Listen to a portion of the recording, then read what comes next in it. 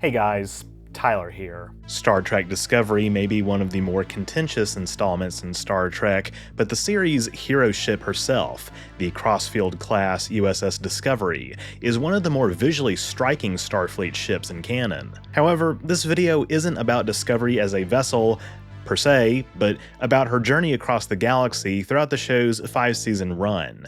The first 2 seasons take place in the mid-23rd century, with the crew treading familiar waters traversed by the likes of Archer, Pike, Kirk, and others, and the latter 3 seasons take place in the 32nd century after Discovery jumps to a future where the Federation has collapsed but has begun the process of rebuilding. In this video, I'll attempt to chart the USS Discovery's route using supplementary resources like Star Trek star charts and stellar cartography, the Starfleet reference library, as guides. Let's get started.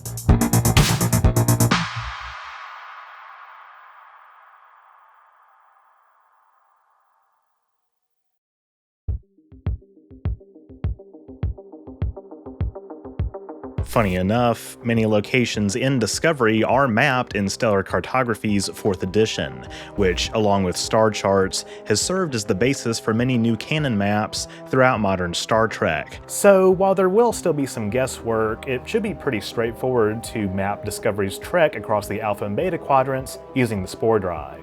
Discovery's 2-part series premiere sees the Federation engage the Klingons at the Battle of the Binary Stars, which is said to be 6 light-years from Gamma Hydra, but canon maps place it closer to the actual Federation Klingon border.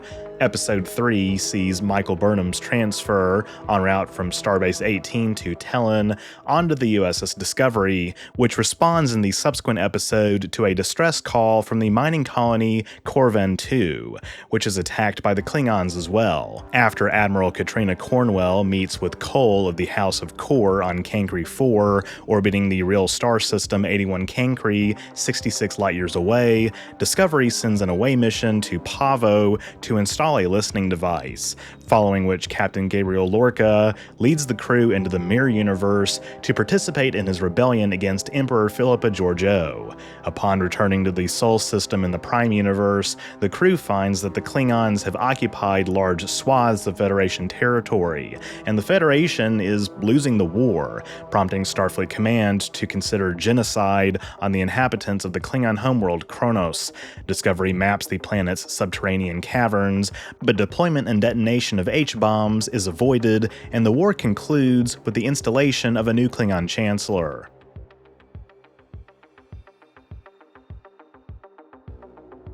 Season 2 largely centers around Discovery's tracking of red burst signals across the galaxy relating to the activities of the so-called Red Angel, a time travel suit worn by Burnham based on a suit worn by her mother Gabrielle as part of a Section 31 project.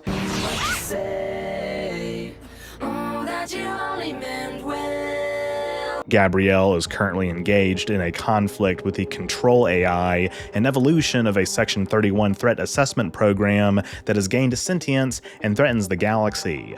Discovery investigates these signals under the command of Captain Christopher Pike, starting with one near the planet Terralisium, home of the human New Eden colony, made up of survivors of World War III transported there by Gabrielle. Terralisium is over 51,000 light-years away, deep in the Beta quadrant.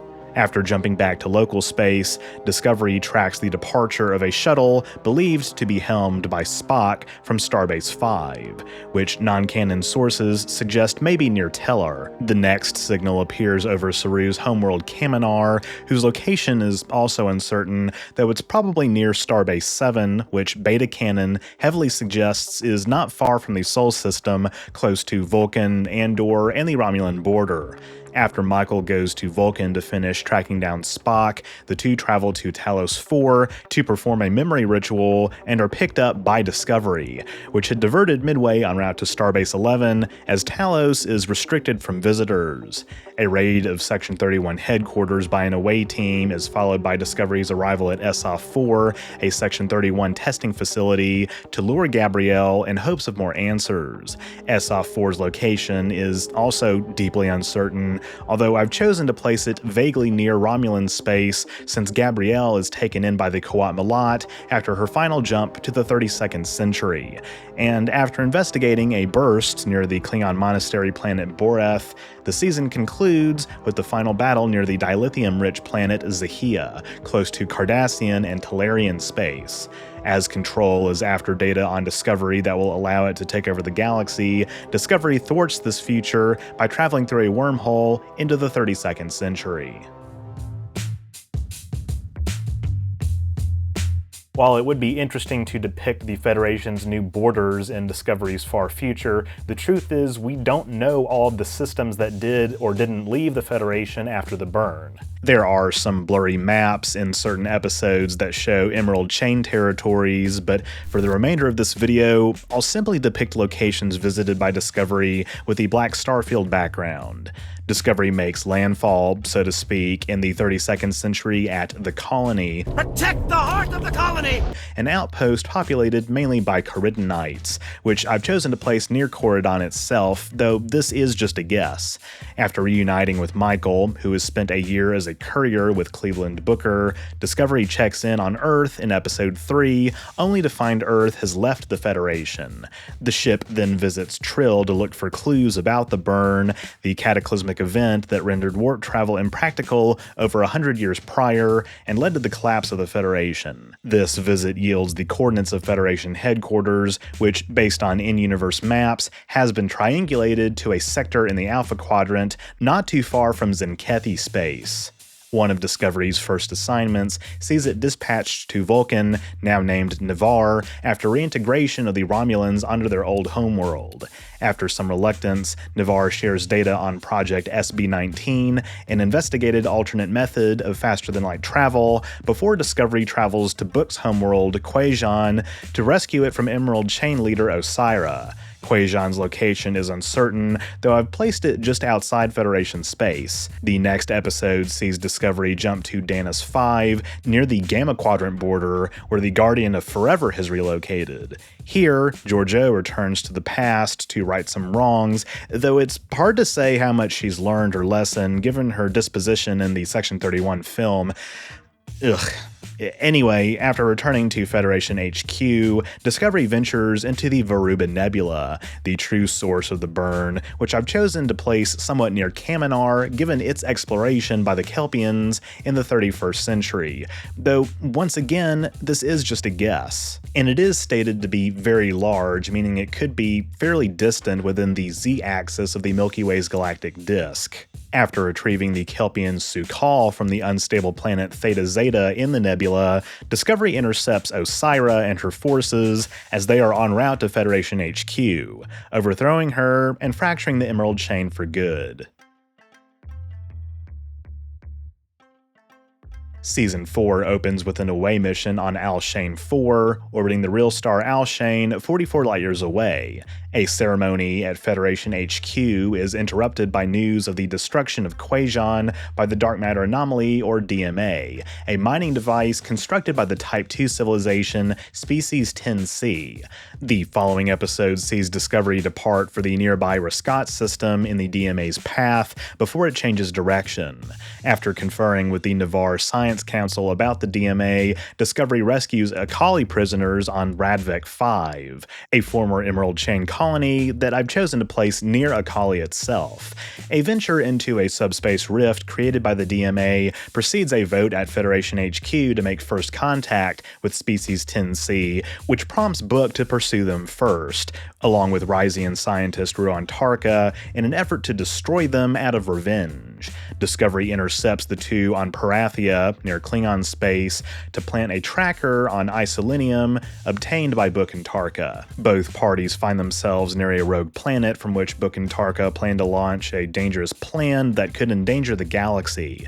I've placed said rogue planet relatively close to the locations visited by the Enterprise in Where No Man Has Gone Before as an homage to the Galactic Barrier, which Book, Tarka, and Discovery cross as they approach the location of Species 10C.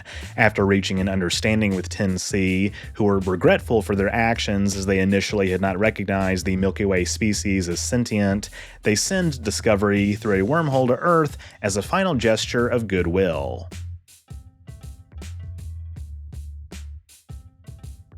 Season 5 centers on Discovery's pursuit of clues to solve a puzzle regarding the progenitors, the species that gave rise to humanoid life throughout the galaxy.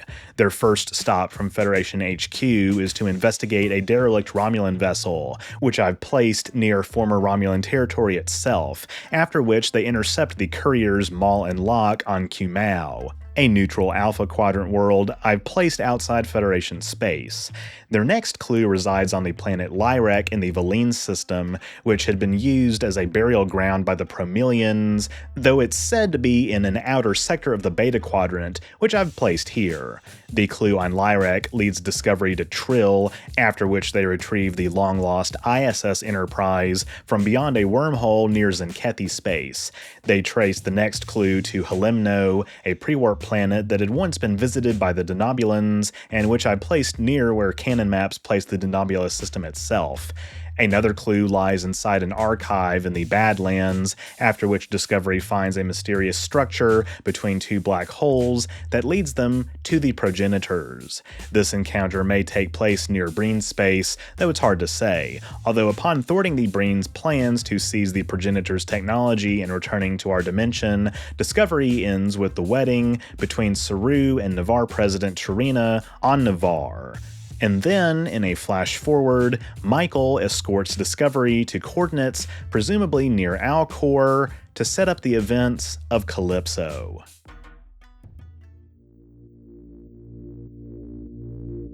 With that, thank you all so much for watching. If you enjoyed this video, be sure to leave a thumbs up down below and don't forget to share it. That stuff really helps me out. If you haven't subscribed yet, be sure to do that as well so you won't miss future uploads, and click the bell icon to receive all notifications. If you want to support my work even further, you can become a patron at patreon.com/OrangeRiver, link in the description, or become a YouTube member by clicking the join button on my channel page. By becoming a patron or member, you also get access to awesome perks like behind-the-scenes photos and videos, patron and member-only polls, name in the credits, merch discounts, and more. Or you can drop a one-time super thanks or PayPal donation. All are appreciated. Links to my PayPal as well as my social media and merch store are in the description too. Also, just as a reminder, I do have a second channel, OrangeRiver Plus, where I've uploaded the VODs of lots of my gaming streams, with more on the way. And in addition to some other goofy one-offs and extra behind-the-scenes content, I've officially made it my second streaming platform, so be sure to subscribe so you don't miss any new content. That's all I have for this week. Live long and prosper.